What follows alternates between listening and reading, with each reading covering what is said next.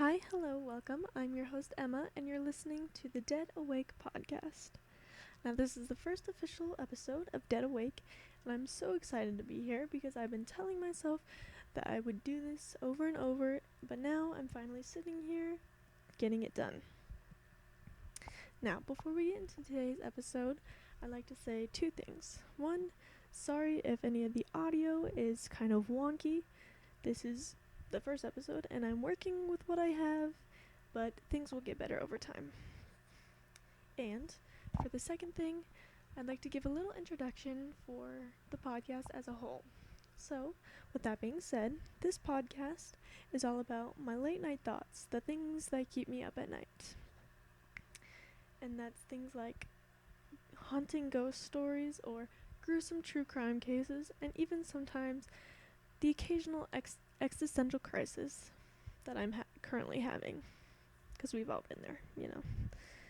But basically, if it keeps me up at night, I'm going to be sitting here talking about it. And if you ever want to share any episode ideas or stories of your own that you'd like me to share on here, then you're welcome to email me at deadawakepodcast@gmail.com, or my Instagram handle and Gmail will be down below. And also, before we get started, one more thing. Today's content warning is sexual abuse, child abuse, cannibalism, and all of that jazz. And now we can finally get into today's episode. Let's roll.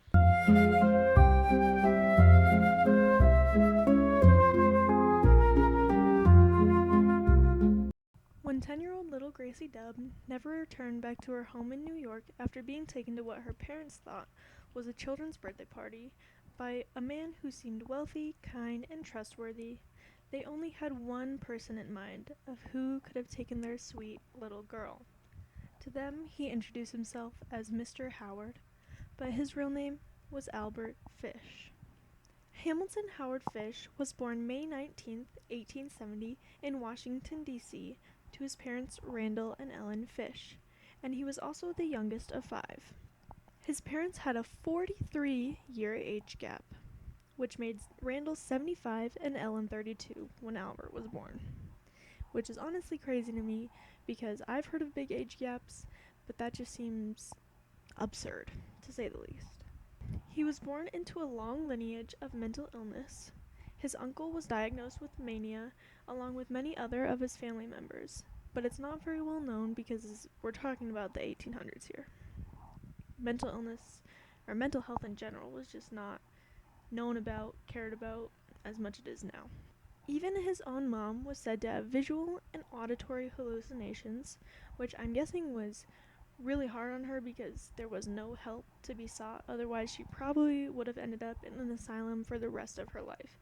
And then Randall's over here being 75 on the brink of death, and she has 5 children to take care of, so that probably would not have gone over very well. And when Albert was 5, his dad had died from a heart attack, and this, like I just said, did not blow over well with his mom, Ellen, because soon after, she had dropped the kids off at St. John's Orphanage. Now, it's not known if all of the kids went there, but it's safe to assume that they did. Now, at the orphanage, he and the other kids would face a lot of abuse from the teachers. They would regularly get beaten, whipped, and the other kids would be forced to watch when this would happen. And it was at this point when things switched in Albert's mind. He would start to look forward to these beatings, and even enjoy watching the other kids get beat. He would go on to say that these moments would start to sexually arouse him, which, to each their own, I guess. I'm not here to shame. Except I am, because this man is a horrible human being. And in 1880, after 4 years of being at the orphanage, Ellen, Albert's mom, was able to get a government job in which she could support her children again. And finally, Albert would be able to go home and return to a normal family life. But not long after returning home, at age 12, he would go on to make friends with a boy around the same age as him, and this young boy would introduce him to drinking urine and consuming feces. And that is disgusting. But I digress. This, along with his experience at the orphanage, would go on to detrimentally mess up the way that he viewed life. Because Albert would also go on to purposefully go into public bathrooms just to watch the other boys undress and do their business. It's also noted that up until the age of 11, he would wet the bed. And if you know anything about true crime, you would know that this can be linked to many other serial killers. It's in the same category as like starting fires or killing animals at a young age. In school, Albert would go on to get bullied for his name, Hamilton at the time, which is then when he changed his name to Albert. And at age 15, he ended up graduating from school and moved on to his work life. This is when he would start working at a local grocery store, but then soon moved on to being a house painter, which would become his lifetime career. In 1890, he would gather enough money to move out of his family home and relocate to New York. Now at this time, it's when he starts to just snowball into a world of crime. This is when he starts to commit things like petty theft, but he would only ever be convicted of one count of larceny, which is basically just theft, to my understanding. And during this time, alongside his job of being a house painter, he would also start to get into the world of prostitution. But this wasn't for the money. It was so he could continue his sadomasochism sexual fantasies. And while all that is happening, he's embarking on a journey of self-harm. He would do things like whip himself and even stick needles in himself. Yeah, you heard that right. Stick needles in himself. And I'm not talking just poking himself. He would literally take what I imagine to be sewing needles and just sticking them all the way into his body to the point where he couldn't get them out. There are literally images when he later on gets convicted, and there's x-rays of just probably about a dozen needles floating around in his body. I mean, could you imagine that? That's imagine you're walking around and you just have a dozen needles floating around in your body and you just get randomly stabbed in the lung or something. I don't even know how he lived like that. But because he did all these things, he would soon end up in and out of mental institutions where psychiatrists would describe him as abnormal and psychopathic, which, why they even let him out in the first place, it beats me. But at the age of 28, he would go on to meet 19-year-old Anna Hoffman, and they would soon get married and have 6 children together. But this didn't last long, because one day in 1917, he had come home from work to a house full of nothing but their children. Anna had left Albert and her children for another man, which she dodged a bullet at that, but she could have taken the children. I don't understand it. But it's not known whether or not he was a good dad, but he did end up raising them. But while dealing with all of that, he would still have his double life as a prostitute. And one night, he would meet a 19-year-old boy by the name of Thomas. Now, Thomas was said to have some sort of intellectual disability, again not known because this is the early 1900s and they don't know anything about that yet. Not quite yet. And it was said that Thomas was potentially Albert's first known victim. Because on this night, Albert did what he always does and started to portray his sexual fantasies onto Thomas. He would then go on to cut off part of Thomas's genitals, clean the wound, and then leave him there, which is just sick. Why would you I don't understand. However, it's not known whether or not Thomas did or did not die to these wounds. Albert's job as a house painter allowed him to travel all over the U.S., but in 1928, he would return back to New York.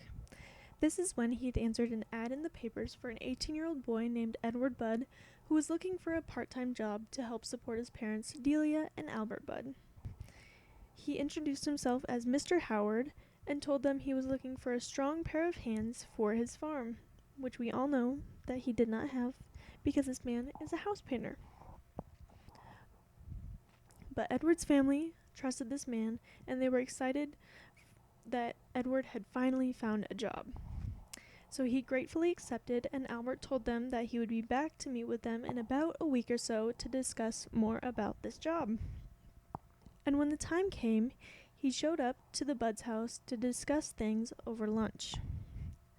But nearing the end of their meeting, Albert told the family that he was heading to a children's birthday party and offered for 10-year-old Grace Budd to come with. Now, the family trusted this man and thought he was just a kind, old, wealthy grandpa. So they accepted and dressed Grace in her best dress, unknowing that this would be the last time they would see their precious daughter ever again. Albert had told Grace's parents the fake address that they were going to. And I mean, how were they supposed to know? They didn't have like Google Maps or anything back then. But when Albert and Grace had showed up to this house, he told little Grace to wait outside for a moment before then calling her inside to the second floor. This is when he would pop out of the shadows and strangle her to death. After strangling her, he had no remorse because he would then proceed to chop up her body, cook her meat and flesh, and eat it over the course of 9 days. I mean, this guy is literally a true psychopath. He had 9 days to think about what he did, but instead he just sat there in this abandoned house and ate this child, this 10-year-old child. He had left her bones in the backyard of this house, which is where he would get the nickname Werewolf of Wisteria, because this house was kind of a wisteria cottage type of house. The investigation to find Grace Budd went on for 6 years. And after those 6 years, Albert would finally have little Grace's face haunting him in his dreams, to which he then wrote a letter to Delia and Albert Budd, and in this letter he had named all the things that he had done to Grace and her body in great detail. He had also stated that he did not sexually assault her and told them that their daughter had died a virgin, and as a way to give some sort of sick, twisted solace to the family. However, this is the letter that would lead to the arrest of Albert Fish. When he was arrested, he immediately confessed to not only the murder of Grace Budd, but at least 2 other children. Billy Gaffney was only age 4 when Albert had strangled and cut pieces of his body parts off and left him to die. And Francis McDonald was only age 8 when Albert had strangled, sexually assaulted, and cut pieces of his flesh off. And we can all assume that these missing pieces of flesh from these children were eaten by Albert because he is a sick, twisted man. He would go on to tell the police that angels were telling him to do these horrific crimes and would also try to justify his actions with Bible verses. But this did not stop them from locking him away for good, and in 1935, Albert's trial had began. He would then go on to plead innocent by reason of insanity, and although psychiatrists on the case had deemed him insane, the jury thought otherwise and found him guilty after a 10-day trial. And thank God they did, because who knows what he would have gone on to do if he was not deemed guilty. He was sentenced to death by electrocution, and in January of 1936 he would receive his punishment and die at the age of 65. Now, the true extent of Albert's crimes are unknown, but police suspect that he murdered between 8 and 15 children and had over 100 victims, whether that be sexual assault or murder. And that is the disturbing and disgusting case of Albert Fish. I hope that everyone can sleep tonight, because I know I won't. This case just truly irks something inside of me and makes me want to cry, throw up, all at the same time. But if you would like to hear more, I would appreciate a like, follow, or review on whatever platform you're seeing this on, and feedback is also very much appreciated. Now let's turn out the lights, get comfy, and stay dead awake.